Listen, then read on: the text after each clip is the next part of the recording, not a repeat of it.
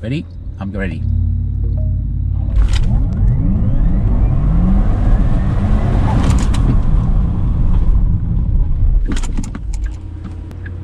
How are we looking?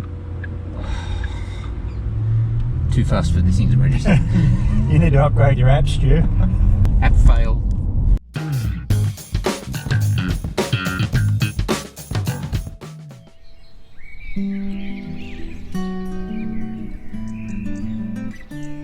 Today on inCARnation, Stu and I have something a little different. It's a Porsche Taycan Turbo. As you know by now, inCARnation is not just about 0 to 100 launch controls, it's not just about lap times, it's about driving cars in the real world and driving them properly. It's taken Porsche a little while to come to market with their EV. I'm sure they've learned a lot from their competitors. The car will have to be good.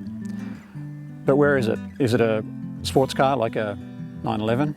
Is it a GT car like a Panamera? Or is it a bit of both of those things? Does it still drive like a Porsche? It'll have to drive like a Porsche. Let's see how the Taycan goes today. And here it is. Here it is, and we're driving it. Who are we thanking today? Porsche Centre Willoughby. Thank you, the whole team there, and I've worked with the team there on many projects over the years, and track days and events, and the recent launch of this Porsche Taycan. Good people, thank you very much for supporting us with our channel. I know you want to see it. Everybody who drives these cars does a 0 to 100 Mac to 0. Yeah, let's do that. It is impressive, and I think this car is so much more than that. That's just a little party trick. Yeah. We want to really discover what this car is all about, how it drives. Does it live up to the badge that's on the front of the bottom? This is actually the most powerful car we've ever reviewed. The Porsche Turbo was 660 horsepower. This is 670. There are 3 basic models of the Taycan. There's the 4S, which is 4-wheel drive. Yep. That's the entry level, if there is such a thing. There's the Turbo, that's the car we're in today, and then there's the Turbo S. And they all have absolutely ridiculous levels of performance. In fact, the base model, the entry-level car, is faster than the Aston Martin 6-litre V12 we tested last week. Right. They have thrown everything in their bag of tricks into this car. All the suspension, you know, everything you'd see in a Turbo or a GT3 is here. Poverty pack, there is no such thing, but the basic model with no options, 210,000 on the road. Not quite as quick as this, 0 to 100 4 seconds. This is 3.2. Yeah.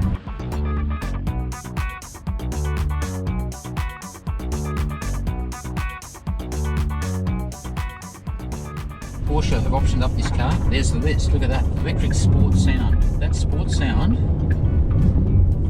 $1,050. Well, if you want sports sound. Yeah. Show me what my $1,050 buys. On.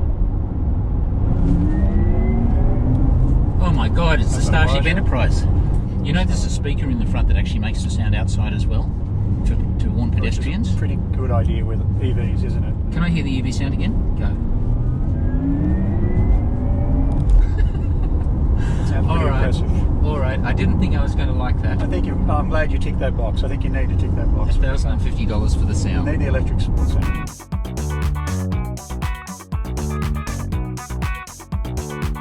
Well, that's enough freeway. Yeah. It's time for some bendy bits.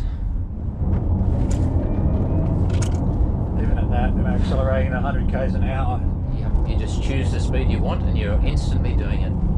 But I love the way, you know, when you brake, you don't feel a lot of weight transfer onto the front of the car. Yeah. There must be a lot. There's a lot of anti-dive suspension geometry built into this car, and it sits so flat under braking. Just handles the bump so nicely, the undulations. Yeah, this road is perfect.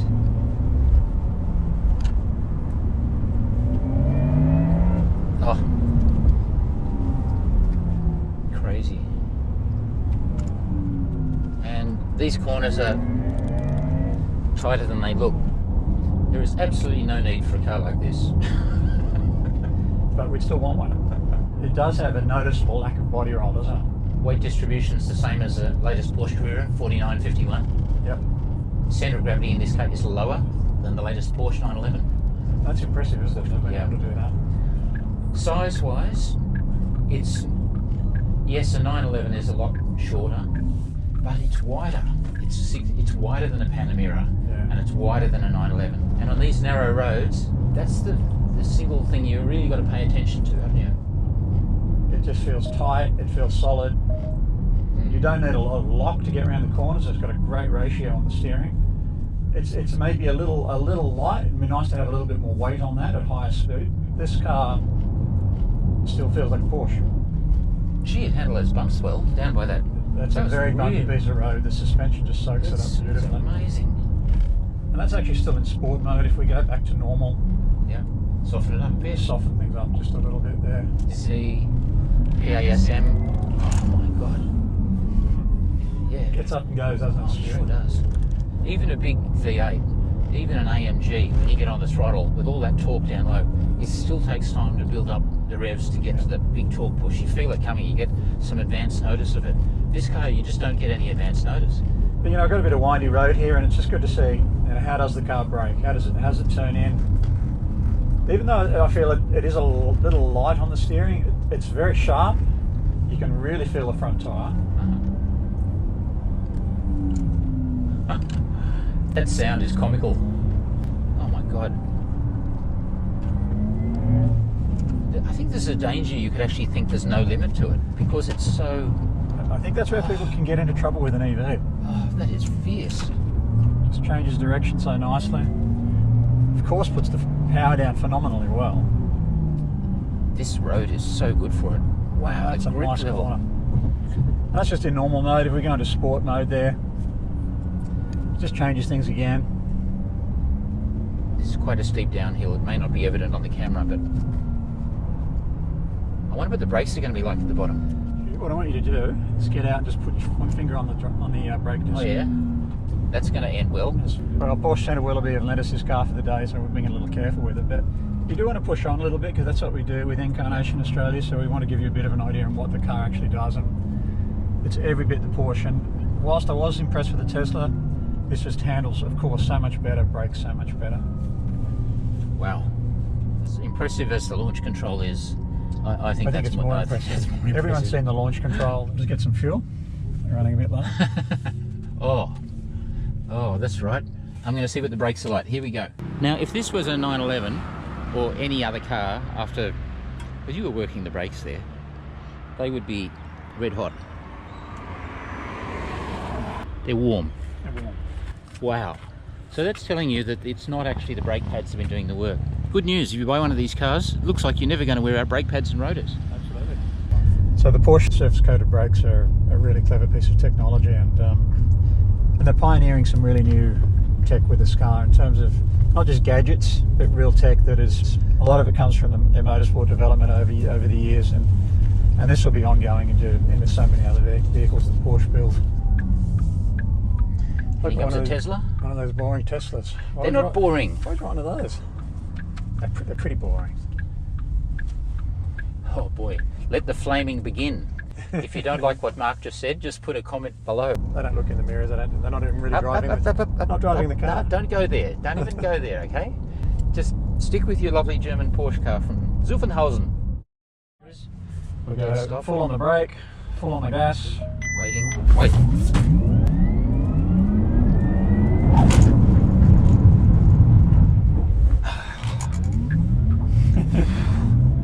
Pretensioners came on super tight, man. I reckon it'd be worse in the back seat. Well, what I was having to do on that those demonstrations is tell the passengers we'd have two in the back, one in the front. Make sure you put your head on the headrest before I do anything, because otherwise, yeah, you're going to end up with some. You're going to end up with a lawsuit.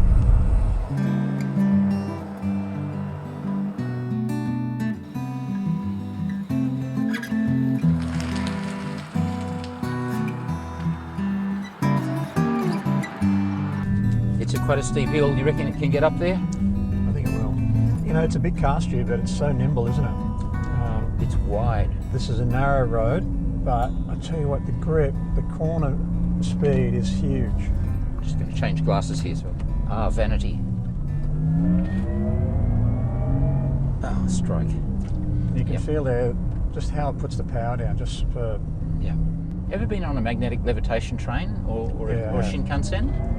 I've been on the maglev from Shanghai Airport to the city there. I think it's about 380 k's an hour. Does it remind you of that? It does a little bit. It's a similar feeling. It's a very unworldly kind of feeling. It doesn't feel like tyres under the car. If you can arrange to drive an EV, I would really recommend you do it, because it will educate you, and it's hard to describe just what it feels like. It's a slot car feel. The very fast electric slot car. Yeah. Push the go button and it just takes off. Yep. I like my rubber band and paperclip analogy. Yeah, it's a good one too. Rubber band. You watch the paperclip. Over the bump there. Gone. The dampers are just fantastic, aren't they? Over that crest there.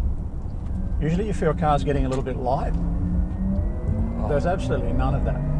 Oh, mate, it's ridiculous. Whoa, that is ridiculous. Those tyres are hanging on. Normally you hear a bit of tyre squeal. Yeah. But again, the car sits so flat. You get on the brakes. It doesn't have a lot of dive, and even when you get on the accelerator, it doesn't squat much. The car just sits so level. Just superb. That was GT3 quick through there. It actually was, wasn't it? I mean, we've had the 458 Speciale on this road, and it's making a lot more noise and drama than this car, and maybe it seems a lot faster. At a nice pace. I like my rubber band and paperclip analogy.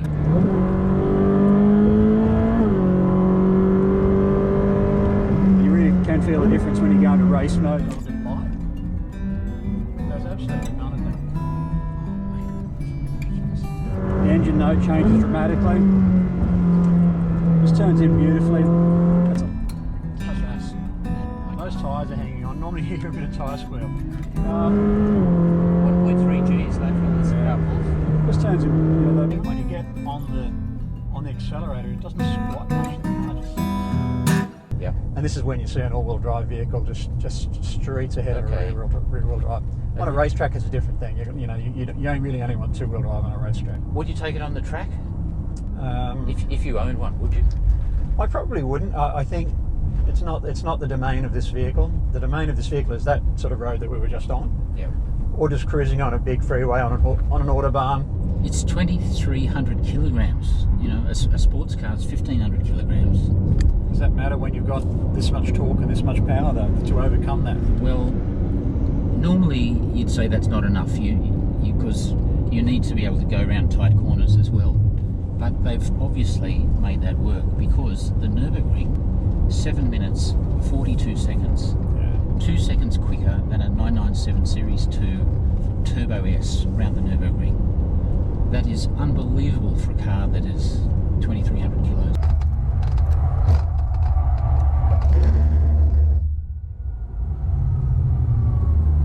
I do know people who are concerned about buying one of these being the first one. Yeah. But I have to say, if you are considering one, but you're a little, there's a question mark because this is Porsche's first ever EV, just buy it.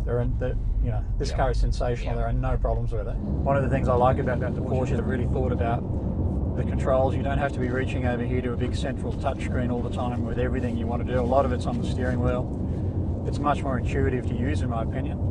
All the controls are very familiar to any Porsche owner. Yep. The steering wheel, the way everything else works, a lot of the screens, the launch control procedures. If you drive most other Porsches of recent models, they're very, very similar. If you won Lotto, would you buy this car? Yep, well, I would. Would you? I would, yeah. Really? I really quite like this car, and I've done a little bit of driving in the car already with the launch we did a few weeks back, and really ripping in and having a red hot go with the car. Over the day, 50 or 60 launch control demonstration, and the quality of the launch was the same each time. It didn't lose anything. Porsche quality. It's there. It gives you the feeling it's a really strong car.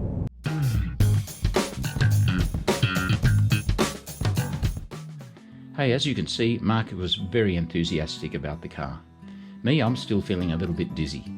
I drove it too, and it's very good, but it's also very, very expensive. You can't get away from that. Please check out our second video coming later this week, where we look at the competitor cars, most notably the obvious one, the Tesla P100D, and important issues like range and charging in this brave new electric world. If you like our videos, and who wouldn't, come on, please share, subscribe, and smash the bell. Thank you for coming along for the ride, and all the wonderful things you are.